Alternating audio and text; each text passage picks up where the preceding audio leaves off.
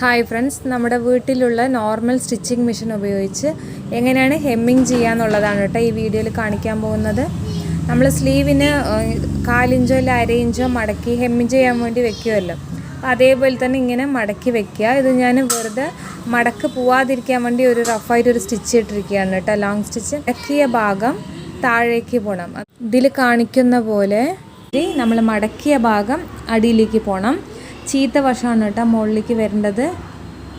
നമ്മൾ താഴേക്ക് മടക്കി വെച്ചുവല്ലോ, അപ്പോൾ അത് ഒരു പോയിൻറ്റിന് കാണാൻ പാടുള്ളൂ കേട്ടോ. ആ പീസ് 1/4 ഇഞ്ചൊക്കെ വിട്ട് കഴിഞ്ഞാൽ ഒരു വൃത്തി കിട്ടില്ല. നമ്മൾ ഹെം ചെയ്ത് കഴിയുമ്പോൾ ഒരു പോയിൻറ്റിലേ വിടാൻ പാടുള്ളൂ.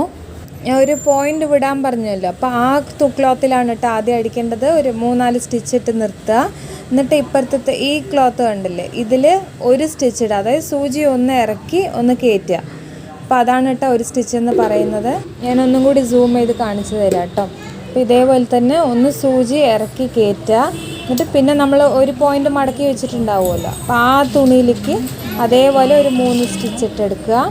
പിന്നെ ഇപ്പുറത്തെ തുണിയിൽ ഒരു സ്റ്റിച്ച് ഇടുക. അതേപോലെ ഒന്ന് സൂചി ഇറങ്ങി കയറിയാൽ മതി. പിന്നെ അതേമാതിരി മടക്കി വെച്ച തുണിയിലേക്ക് 3 സ്റ്റിച്ച് ഇടുക.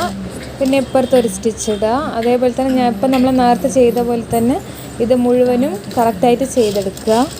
ഇതേപോലെ ഇത് മുഴുവനും ചെയ്തെടുക്കുക കേട്ടോ, വലിക്കരുത്. ആദ്യം ഇത്തിരി ബുദ്ധിമുട്ടൊക്കെ ഉണ്ടാവും. എന്നാൽ നമുക്കിങ്ങനെ 1-2 ചെയ്ത് കഴിയുമ്പോൾ നല്ല ഫിനിഷിങ്ങിൽ തന്നെ നമുക്ക് കിട്ടും.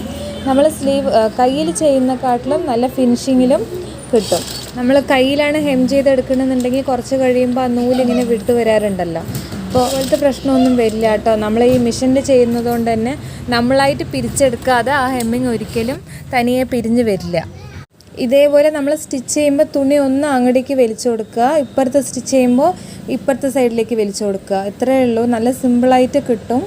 അപ്പോൾ ഒന്ന് ശ്രമിച്ച് നോക്കൂ കേട്ടോ. ഇത് മുഴുവനും ഇതേപോലെ സ്റ്റിച്ച് ചെയ്ത ശേഷം അതിനൊന്ന് നിവർത്തിയിട്ട് ഇങ്ങനെ വൃത്തിയായിട്ടൊന്ന് നമ്മുടെ വിരലുകൊണ്ട് തന്നെ ഒന്ന് നീവി കൊടുത്താൽ മതി. അതല്ല അയൺ ചെയ്യുകയാണെന്നുണ്ടെങ്കിൽ ഒന്നും കൂടി ഫിനിഷിംഗ് ആയിട്ട് മടക്കൊന്നും ഇല്ലാതെ ഹെം ചെയ്തത് ക്ലിയർ ആയിട്ട് കാണും.